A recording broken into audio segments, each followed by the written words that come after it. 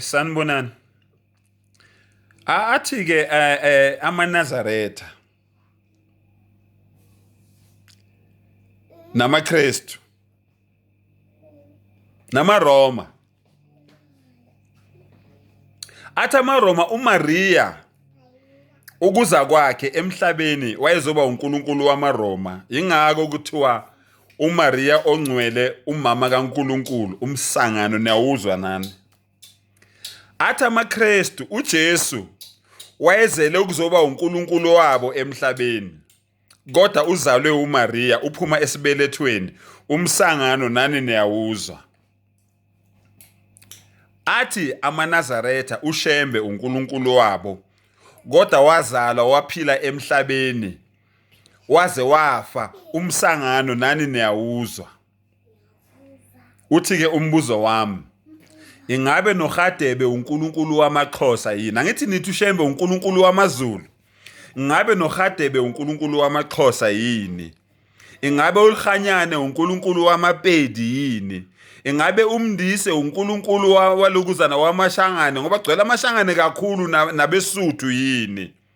Yimi ngiyayibuzela nje ngwako Shandu. Kanti bayingaki labo nkulunkulu? AbamaNazaretha bebodwa. Ngiqeda ukuzwa manje ngiyekudala ukuthi bahlukene kawu6 onkulunkulu bamaNazaretha. Ngiqeda ukuzwa manje bengingazi. Khona nje ubaba weNazaretha ade ekhuluma ethi bafowethu imali sesiyenzile sinayo.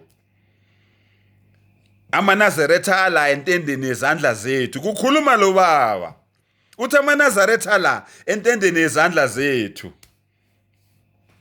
Mina ngazi ukuthi omthiya abangakangakanani ngoba banela nasentendeni esandla. Bengingazi ukuthi namaNazaretha asephenduke aba omthiya anele entendeni esandla somuntu. Hey bafowethu. Uthi manje silwelani? Yini singahlali phansi silungise? Sibanibani imali uyenzile unayo? Nami imali ngiyenzile nginayo. Nosibanibani imali uyenzile unayo? Nosibanibani imali uyenzile? Uyababala labantu laba abenza imali ngamaNazaretha. Uyababala lo baba weNazaretha. Uthi umbuzo wami, njengoba laba baba obaba bewusikisi, ubaba lebaze baba u6 bewonkulunkulu bamaNazaretha. Ingabe noRadebe uNkulunkulu wamaXhosa yini? Ngoba kuthiwa oShembe uNkulunkulu wamaZulu, uRadebe uNkulunkulu wamaXhosa. Ngiyabuza njalo. uLhanyana uNkulunkulu wamaPedi. Angithi yena usepulukwana. Angithi selimpopo yena angithi. And then bese kuba uMndise la eZulubekom naye uNkulunkulu wani wamashangane nabeSuthu na. Ngiyayibuzela nje. Ngiyayibuzela nje bafowethu ayikabi. Kanza kwethu. Vulani ingqondo. Vulani ingqondo.